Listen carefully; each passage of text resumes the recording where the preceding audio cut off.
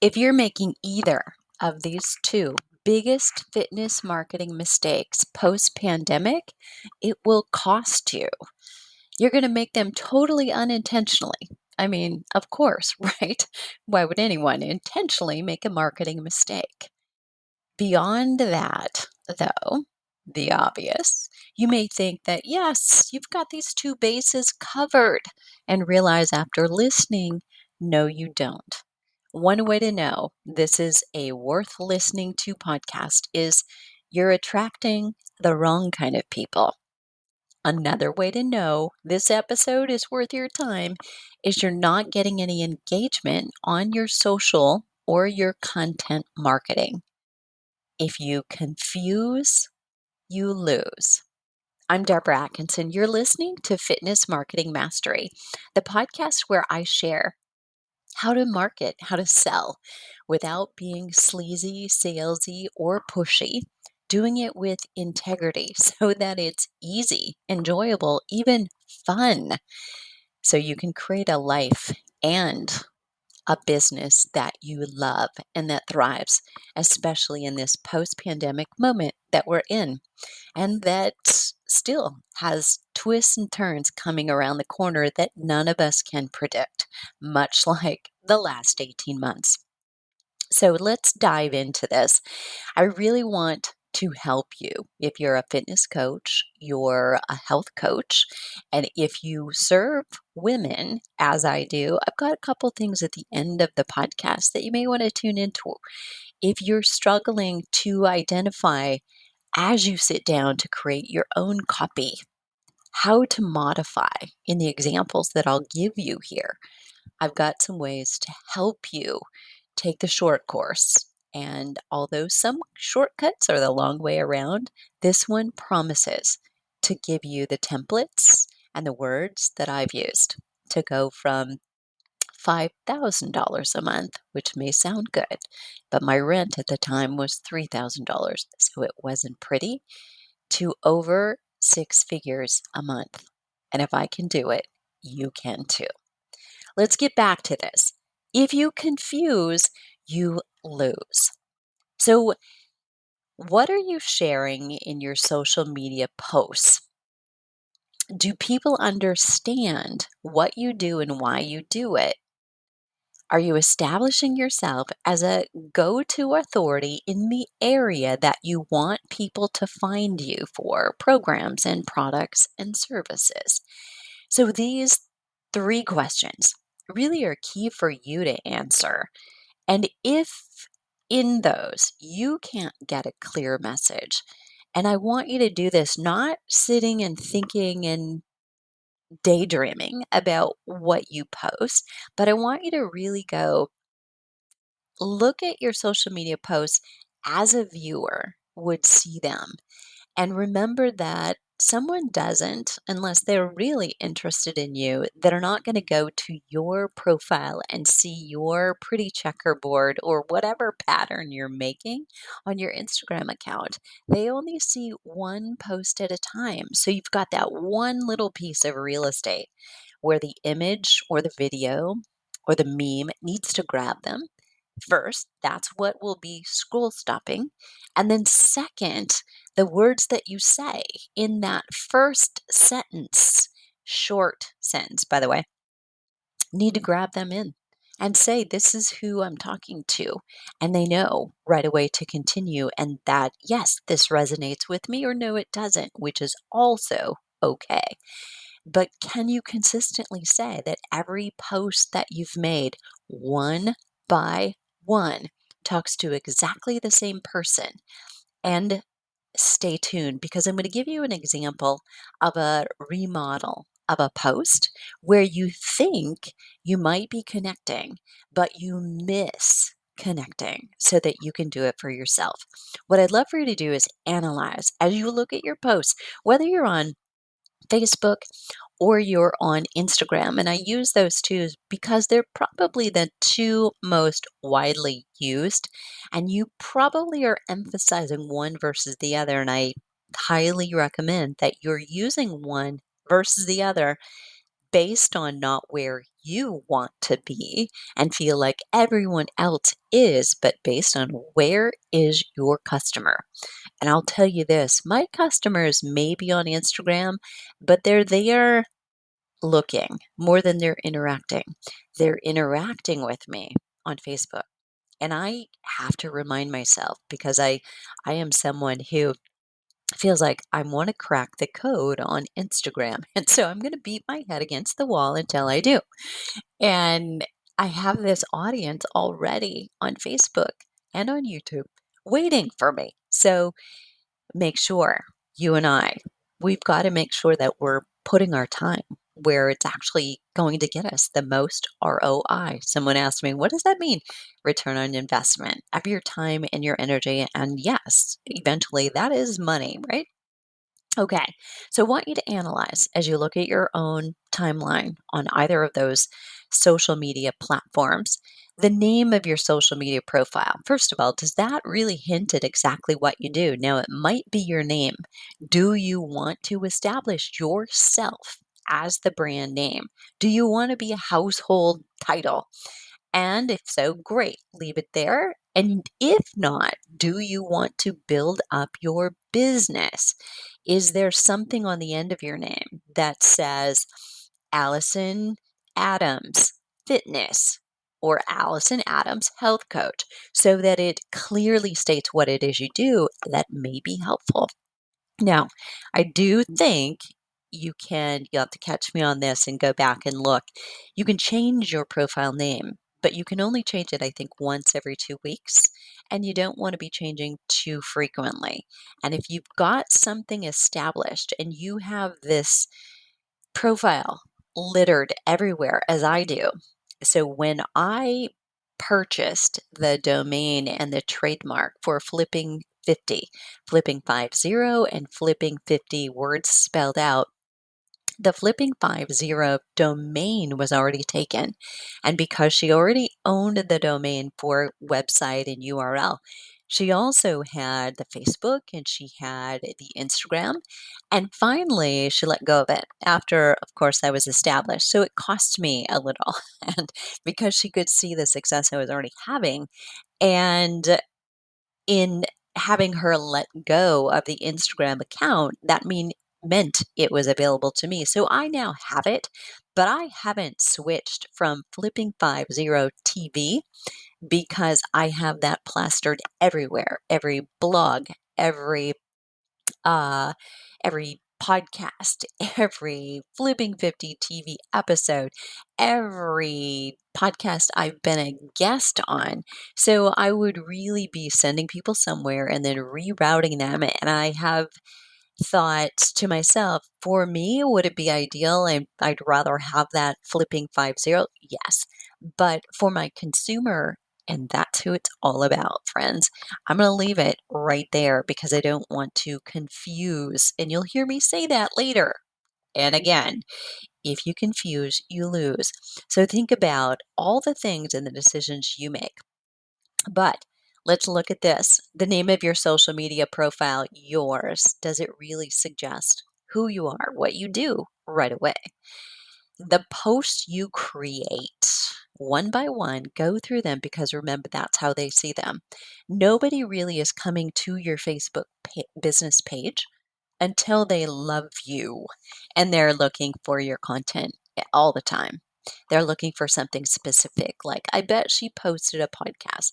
They see posts one by one in their timeline, or they don't. They miss them. So you need to be resharing. But look at them one at a time. Is this clear who I am, what I do? How is this connected to my business? And then the third thing to analyze is the way you position yourself. How is it? Are you an authority? Are you also one of them? And here's the thing. So if you are a woman who's, say, in your mid 30s talking to women in menopause, you have a little bit of a disconnect. I don't trust you. You've never been there, girlfriend. All right. So unless you've had a surgically induced hysterectomy, bringing on menopause early in your life, you do not know what women go through and the changes they've gone through. They will trust a midlife woman who actually has the life experience, as well as someone who then has had the exercise experience that they may be searching for, or the health coach knowledge and training that they may be looking for. So that doesn't mean you can't succeed, so don't go away. But if you are a man, yeah, guess what? You're never going to get there. So, well, let's hope. I don't know what's possible in the future, but you're going to have to overcome that as well. So, by researching, by studying, you can become a menopause expert no matter who you are, what age you are, what gender you are. But you will have to overcome that obstacle. Listen, it's the year of the Tokyo Olympics. We've seen people overcome tons of things. It is possible. But do know that there is something already very unique about you. I would call attention to it, don't ignore it. All right. So let's apply your analysis of who you are, what you're sharing, how well it's working, and how you're positioning yourself to these two biggest fitness marketing mistakes so you can avoid them. Number one, you have no specific audience. The other day, I reviewed a business website and social media platforms as part of a social media audit that I offer for fitness and health coaches. It was hard for me to know who the ideal customer was. And listen, if I couldn't tell as a fitness marketer looking for it, how could anyone? So just because you and I are focused on a certain age and gender, the demographic, in other words, it doesn't mean that everyone in that demographic wants the same thing or is at the same phase of their life. So simply being in postnatal or in menopause doesn't mean the same thing to everyone. More on that in a moment. But first, that's your niche. Let's think about it. So, are you about food and exercise? Are you about mindset? Are you about hormones? Are you about weight loss? What is your specific niche? But even that is not enough. So, let's take women in menopause, easiest for me to talk about. And why wouldn't I? So, yes, it is what I do. And please note this. Why am I sharing it with you? Why am I not worried? Oh my gosh, if I tell you what works, I will lose my market. Someone else will get a corner of it. Listen, there are 6,000 women a day entering menopause and 1.2 billion women in the US by 2030. We are, none of us, going to serve them all. And my voice will repel some women in menopause. Trust me on this one. And that is okay. That means there's room for all of us. So many women in menopause, many are married, but an equal, almost equal number are single. Are you talking about dating? Are you talking about traveling alone, about family vacations, about drinking wines and trips to Napa?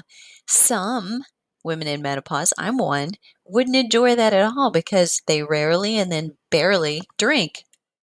So some women have a conservative view of menopause about what's happening and what's possible for them, while others think about doing triathlons after retirement. Who are you talking to? Women in perimenopause are more likely to have kids at home and full time jobs and a unique set of problems different than women in postmenopause. There's a subset of women in postmenopause who did have children later. Who are you talking to? Define it very specifically and realize they need to feel like you. If your images, your videos, and your copy does not resonate with them, with who they are or who they want to be, you will miss the opportunity to help women looking for you. They're looking for answers, but yet they may feel the disconnect. So let's say you are not yet a woman in her 60s who's working on helping women in her 60s. How do you bridge that gap? Definitely something to think about. The bottom line is this: narrow your niche first. Know who they are and who they are not. In my Marketing to Women copywriting course, we did a live version a couple weeks ago. I shared 5 unique profiles of female buyers, not only from an interest standpoint, but from a motivation to buy angle. When you dive into that kind of content you can create will resonate so very much with your audience, potentially like it never has before. Mistake number 2 is making it about you. Now, you may want to be a brand. Your profile name may be your first name. But once you're a brand like a Jodie Foster or a Simone Biles, and I use those 2 names on purpose, you recognize them immediately, no matter how old you are. Someone cares about you if they recognize you like that and what you're doing. But until you have that brand recognition, what really matters is how you tie any post about you to them. It's always about them. Know before you post what emotion you're evoking. How do you want them to feel by reading or watching or viewing your post? How could it make them feel? Look at prior posts you've done, and this could be painful once you are awake to the fact that, oh, there's a different way to do it, and I see what you mean, but it's important for you to do. Is there any way that what you're posting or have posted could evoke a negative reaction? You've got to consider that. We can't please all the people all the time, but you do want to consider if you could cause a more of a disconnect than a connection. If your post puts you too far up on a pedestal, you may want to consider if there's another way to tell a story that you're aiming for. Maybe the photo works if the copy changes, for instance, or vice versa. Let's say if you're stunning, and let's face it, most fitness and health professionals look toned, defined the way their customers want to, and yet it may be an asset to you if you don't. So consider sharing, however, if you are stunning, how vulnerable you feel at times. Or if you are thin, you're lithe, you're fit, sharing how and when it wasn't always this way for you. That can connect you better to someone who is not there yet. And if you are not a picture of perfection, but you are a health coach, that alone may be an asset. Stand up. Maybe it makes sense for you to picture yourself in a jog bra, belly bearing. Wow. Okay, that was a little dyslexic. Sorry about that. But I typically I have one image of myself and I would say multiple images of myself in the same outfit where it's the first time ever in 37 years I've actually shown myself with a bare belly, and I did it last year for a reason, to show, look, here I am. And 2 years prior, I showed myself in a bathing suit at then I would have been 55. And that is a rarity for me because I'm uncomfortable doing it and because we're all very critical. So of course, I don't think I look good enough, right? Not the way I want to look, but that's what we all do to ourselves. And yet 99.9% of the women I work with would love to look like that. So we've got to remember and yet decide strategically, and you may make a mistake, but what is the way to really resonate and connect with those people? What are their feelings about their body? And if you shared images of yourself that and admit in your post, this is really hard for me to share. It's uncomfortable for me. You rarely see me doing this. That is the copy text that you would want to use. Here's an example of a flat, what I would call a flat versus a connecting post. So I promised this earlier. This is a makeover, if you will. So the post copy was something like this, and I didn't take it word for word. Women in their 60s have served and cares for others so much. They find it hard to care for themselves. You can't pour from an empty cup. And that was the gist of the text. It was a little bit longer than that. But here is my suggestion to change it to something like this. I see you there, beautiful giver, serving and caring for your family and your friends. I see you wanting to continue doing that for decades, wanting to enjoy retirement or rewirement and your decades ahead. Can you pour from an empty cup? What fills you up with your wisdom of care for others? You've suppressed your own needs for a time, but you know, what is it for you? Is it time alone, time with friends, reading, nature, music, exercise? There you have it. So that's kind of a remodel. But do you see the difference in the top one? And I'm going to read that one again. Women in their 60s have served and cared for others so much they find it hard to care for themselves. You can't pour from an empty cup. That is a statement, but it doesn't really evoke an emotion. It doesn't engage someone to thoughtfully think of what would my response to this be, or is that true of me because I'm a woman in my 60s or approaching it. So the second one actually asks questions, uses the word you. So the new kind of post that I remodeled reaches her, a a someone. It reaches her instead of teaches and preaches. And that is a term I've coined and trademarked. It does more than just state a problem. It asks a compelling question that a reader will answer in her mind. Never forget, one of the most powerful words in marketing is you. Whether you say it or you write it or you imply it, it is you. There you have it. Two biggest fitness marketing mistakes post pandemic that you can avoid, and you really must.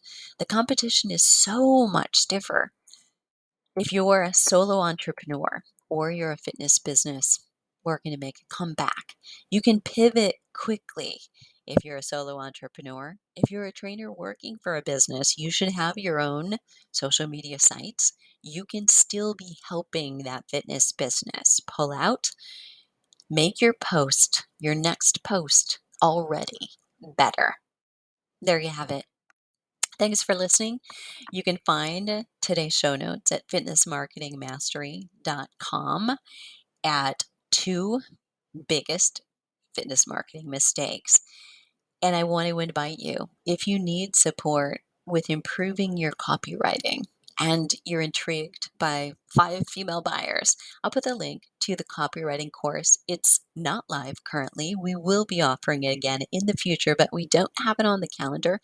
What I've done is created an evergreen. You can purchase it right now, and we are promoting it so that you can get started right now and get those next fall and winter and spring promotions started with copy on your sales page, in your emails, on your social media posts that makes every single way that you connect with a customer better. And it's at a price that you can't refuse.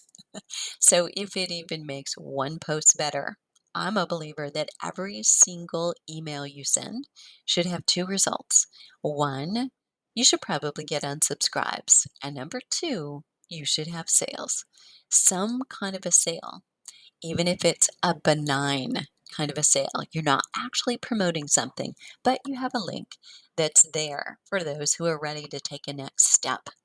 Those kind of actions are possible every single day. And when you have that step toward more revenue every day because you've connected, so much the better. If you also happen to serve women in menopause, you may want to check out right now the Flipping 50 Fitness Specialist, the first and the only home of the exclusively designed for women in menopause online fitness membership. Flipping 50 is actually giving you the business in a box. With the advanced fitness version, you get the exact templates that I use in my course. You actually get to see the course and hear the conversations from my students as you go through it and get the coaching intel to know why I used that series, why I planted those seeds, and to know what your customers are thinking, feeling, and doing currently before they get to you so you can help them do what's next. What are you waiting for? No matter who you serve, the world needs you right now more than ever. I love hearing from you. Please leave a comment below the show notes at Fitness Marketing Mastery.